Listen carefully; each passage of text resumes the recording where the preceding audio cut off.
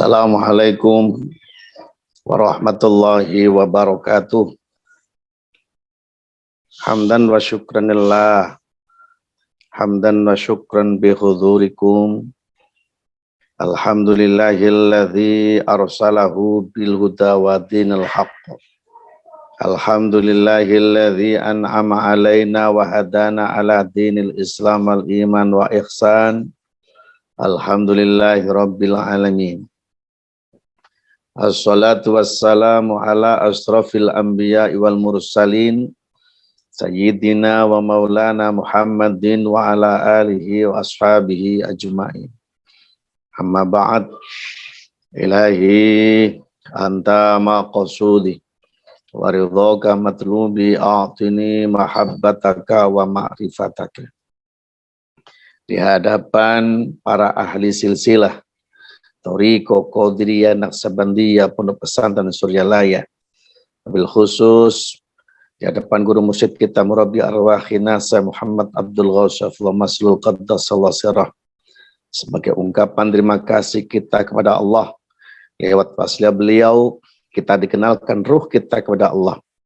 Tentunya pada sore hari ini lewat majelis manaqib ini kita doakan Abah, semoga Abah panjang umur, sehat walafiat, ditambah karma barakahnya sama Allah, sebagai wasilah ruh kita ma'rifatullah. Al-Fatihah. A'udzu billahi minasyaitonir rajim. Bismillahirrahmanirrahim. Alhamdulillahirabbil alamin arrahmanir rahim maliki yaumiddin. Iyyaka na'budu wa iyyaka nasta'in. Ihdinas siratal mustaqim. Shiratal ladzina an'amta 'alaihim ghairil maghdubi 'alaihim waladdallin. Amin. Barokah manaqib yang kedua kita hadiahkan untuk Umi beserta putra-putri Abah dan keluarga kita, almarhum, almarhumah, ibu, bapak, anak, saudara, suami, istri, tetangga kanan kiri kita yang sudah pulang ke rahmatullah, yang sudah di sisi Allah. Semoga dengan barokah manaqib, barokah mursyid, Allah memberikan kenikmatan, kebahagiaan kepada almarhum, almarhumah keluarga kita semuanya. Al-Fatihah. A'udzu billahi minasyaitonir rajim. Bismillahirrahmanirrahim. Alhamdulillahirabbil alamin arrahmanir rahim maliki yaumiddin. Iyyaka na'budu wa iyyaka nasta'in. Ihdinas siratal mustaqim. Shiratal ladzina an'amta 'alaihim ghairil maghdubi 'alaihim waladdallin. Amin. Barokah manaqib yang ketiga kita hadiahkan untuk keluarga kita, saudara kita yang mungkin pada hari ini diuji sakit sama Allah. Semoga Allah lekas mengembalikan kesehatannya sedia kala, dan kita beserta anak turun, keluarga kita semuanya panjang umur, sehat walafiat, rezeki kita semuanya Allah berlimpah melimpah. Yang punya hajat dimudahkan sama Allah, yang punya masalah diselesaikan sama Allah, yang punya hutang dilunasi sama Allah, yang punya usaha dilancarkan sama Allah, menghasilkan rezeki yang kaya raya berkah. Anak turun kita dijadikan Allah menjadi orang-orang yang soleh solihah, dan kita beserta anak turun dimampukan, tercatat dan ditulis bisa menyempurnakan, bisa melaksanakan ibadah haji, umroh Makkah wal Madinah, termasuk murid-murid Abah yang selalu bahagia. Bahagia di dunia maupun di akhirat. Dengan barokah manaqib, barokah mursyid, Allah ridho mengabulkan segala hajat-hajat kita semuanya, baik dunia maupun akhirat. Al-Fatihah. A'udzu billahi minasyaitonir rajim.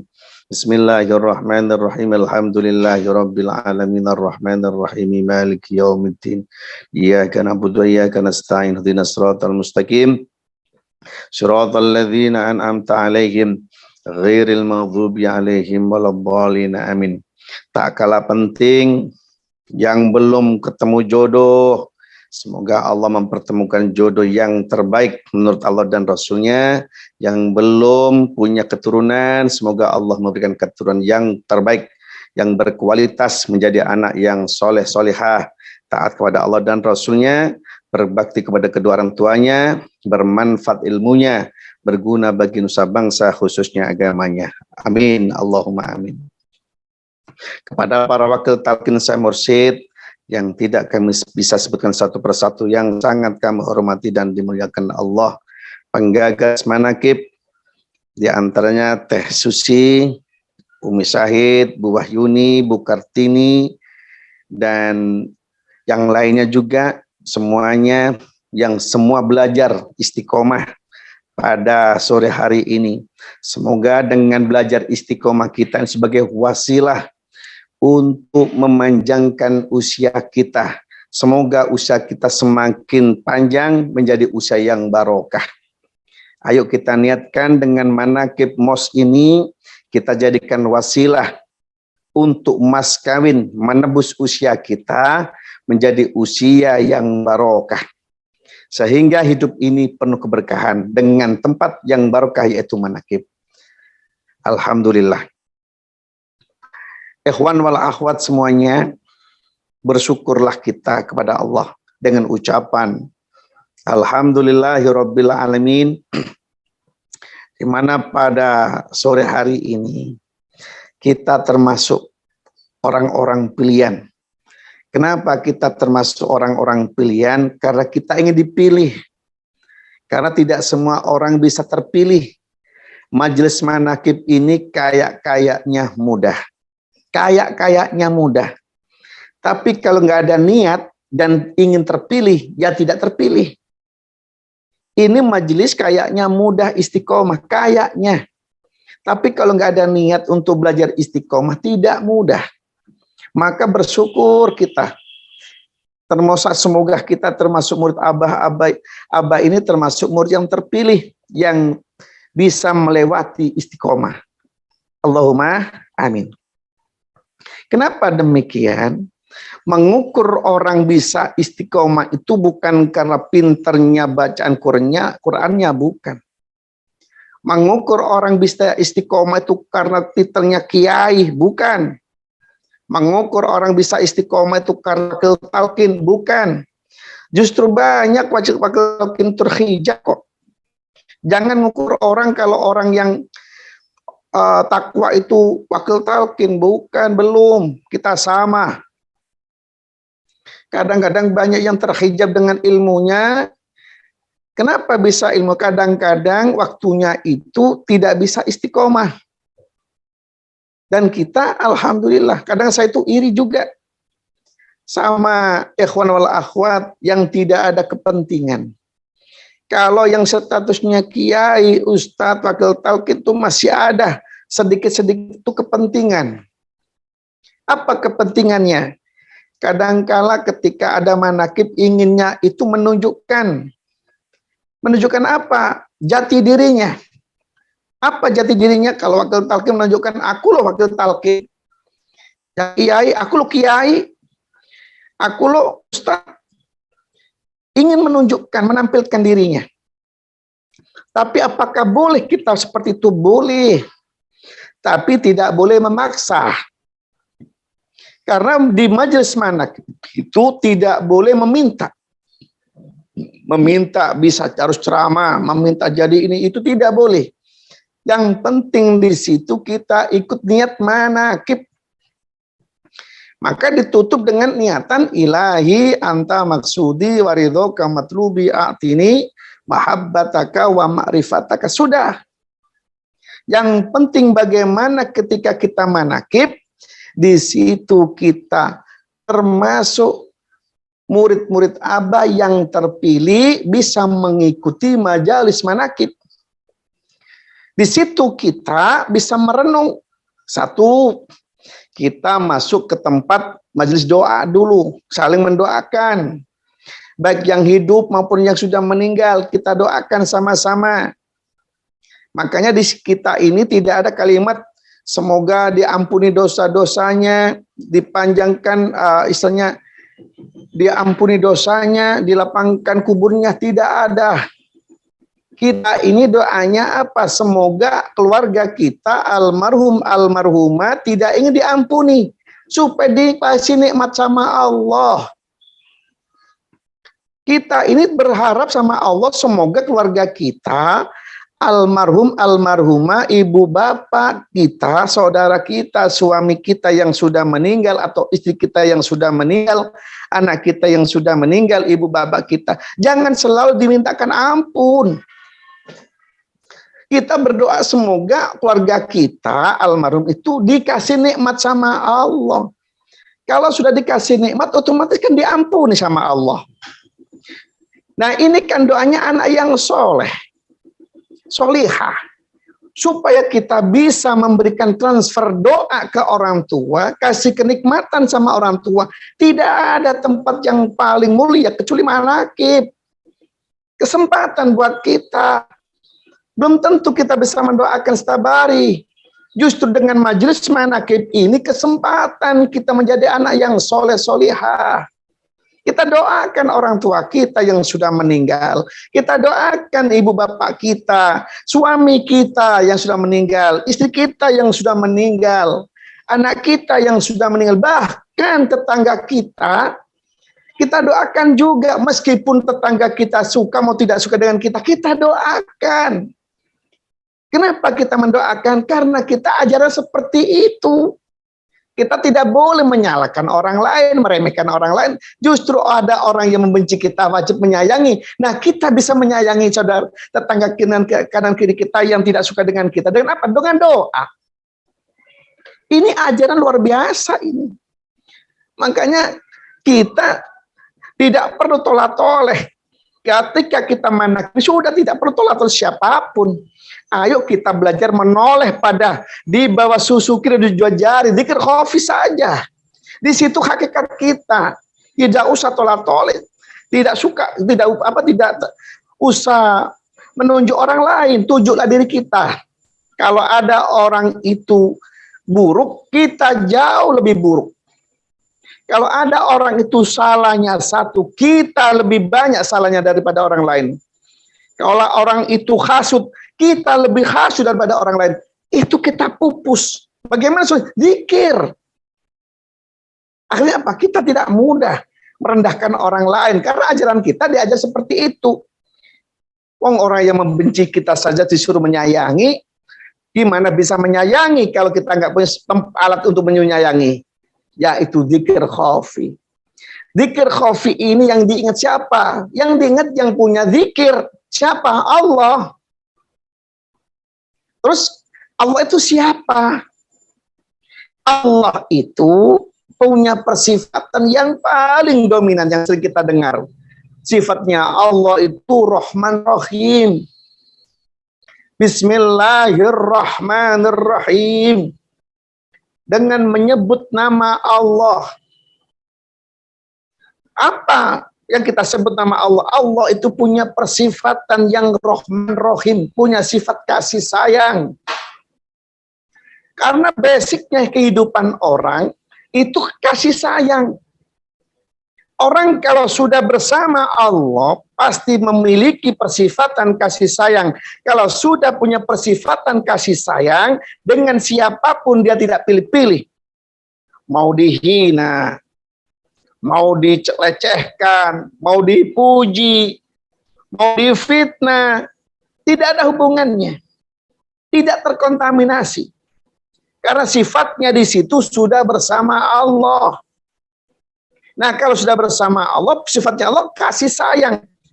Kasih orang yang sudah jiwanya bersama Allah selalu merdeka.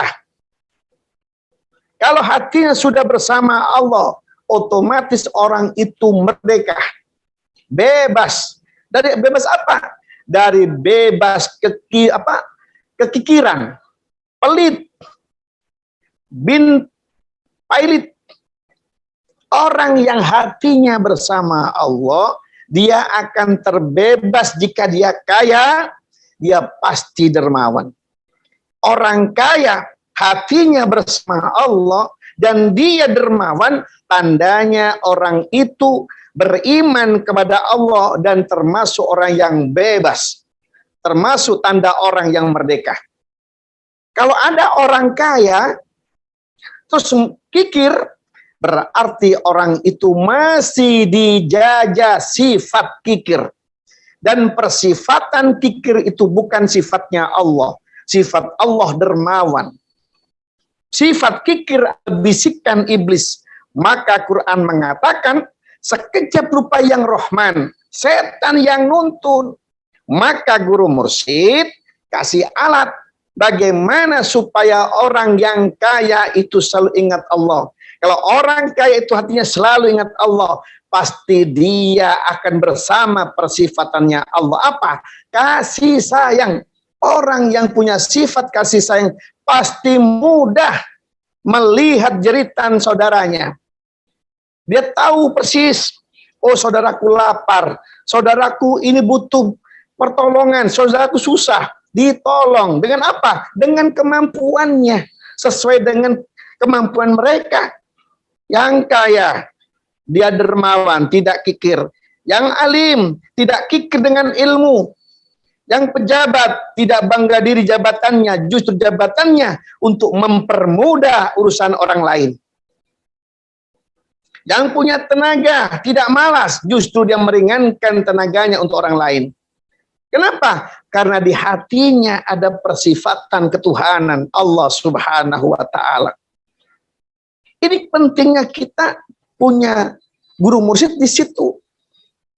Maka bersyukur kita di mana kita sudah dikasih alat sama guru mursyid supaya apa? Jadi manusia-manusia yang merdeka. Ikhwan wal akhwat rahimakumullah. Orang merdeka itu hidupnya tenang, tidak terbebani. Bagaimana supaya kita merdeka? Tentunya kita kembali ke hadis Rasul. Kata Rasulullah, sabdanya Rasulullah Muhammadin sallallahu alaihi wasallam, la ilaha illallah husni, wa man dakhala husni bari'a minan nifaq wan niran. Kata baginda Rasulullah sabdanya, kalim la ilaha illallah itu bentengku, kata Allah. Barang siapa orang itu masuk ke dalam bentengku, dia akan terbebas dari persifatan munafik dan siksa api neraka. Artinya apa? Kalau orang itu ingin jadi manusia yang terbebas, satu, tentunya harus punya kekuatan iman. Orang kalau sudah punya kekuatan iman, dia selalu minta pertolongan Allah, bukan mengatur Allah. Sebagaimana mankobanya Syekh Abdul Qadir yang mengatakan, setiap bulan dan tahun memberitahukan kepadaku, memberikan salam kepadaku dan memberitahukan apa yang akan terjadi di bulan itu. Minggu dan hari memberikan salam kepadaku dan memberikan salam kepadaku dan memberitahukan apa yang terjadi pada bulan itu. Artinya apa? Guru kita Syekh Abdul Qadir Jailani mengajarkan kita apa? Jangan suka mengatur Allah. Jangan suka mengatur Allah. Tapi hendaknya kita mengikuti apa yang dikehendaki Allah. Syekh Abdul Qadir itu kalimatnya, setiap bulan dan hari memberikan kabar kepadaku. Bukan Syekh Abdul Qadir menciptakan dirinya bercerita antara hari dan bulan. Tapi beliau itu karena pasrahnya kepada Allah, apa yang dia ucapkan sesuai apa yang dia dapatkan dari Allah Subhanahu wa Ta'ala. Bukan merekayasa. Selama ini banyak orang-orang itu merasa bisa menebak. Bahkan sekarang lebih ngetren, ada dukun-dukun apa itu. Bisa inilah, bisa itulah, ujung-ujungnya apa? Penipuan. Kita sama guru mursyid diajari sesuatu yang realitas, yang nyata, yang biasa-biasa saja. Jangan berbicara sesuatu yang tidak bisa dinalar dengan akal. Guru kita mengajarkan kepada kita yang biasa-biasa saja. Bagaimana? Zikir yang banyak. Bukan banyak pikir. Kalau orang banyak pikir, banyak rekayasa. Banyak pura-puranya. Tapi kalau orang banyak zikir kepada Allah, dia kembali kepada Allah. Dia akan bercerita apa yang sesuai dengan kehendaknya Allah. Bisikannya bersama Allah. Kemarin tadi malam ada ikhwan dari Ngoron Jombang datang ke pondok. Cerita. Dia cerita ke saya, katanya dia setiap mau sholat dia was-was. Terus di situ kadang dia mau kencing. Seperti kebelet, bahasanya itu kebelet gitu. Tapi ketika selesai sholat hilang, tidak kencing, tidak ada rasa ingin kencing. Satu. Kedua, dia selalu mendapatkan bisikan. Setelah mau berbuat baik, mau sholat, itu di situ ada bisikan, tidak boleh sholat. Bayangkan itu. Saya cerita sama ikhwan ini. Jangankan kita, saya bilang gitu. Syekh Abdul Qadir dulu juga gitu. Sampai-sampai ada bisikan yang haram, yang apa yang diharamkan saja bisa dihalalkan. Yang harusnya sholat, harus tidak sholat, gak apa-apa. Sampai seperti itu, sampai Syekh Abdul mengatakan, selama bisikan-bisikan itu bertentangan dengan syariat, itu bukan dari Allah. Harus kita lawan. Maka semua orang punya hatoib hadiah seperti itu. Tapi ingat, kalau ada orang tidak kepada gurunya bertanyanya, kepada ahlinya, bisa salah cara menafsirkannya.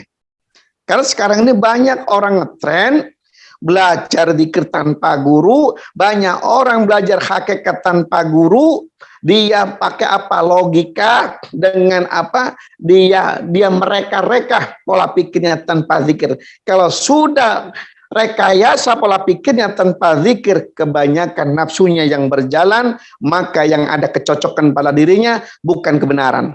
Maka di situ dia merekayasa. Sholat itu tidak perlu rukuk sujud, yang penting dibatin saja. Ada seperti itu. Akhirnya antara agama satu dengan yang dicampur adukan, agama itu sama. Kenapa seperti itu? Karena disitulah hebatnya iblis, sampai Quran mengatakan inna syaitona aduwwum mubin. Sesungguhnya setan itu musuhmu yang paling nyata. Banyak orang pinter agama, tapi kalau tidak dibimbing jiwanya dengan keimanan lewat guru mursyid, bisa terpeleset.